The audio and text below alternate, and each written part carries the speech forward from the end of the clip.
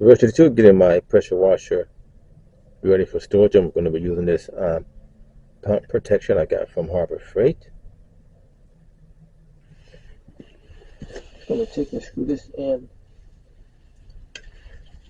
Check my can up here. Take and screw this in where the water hose goes.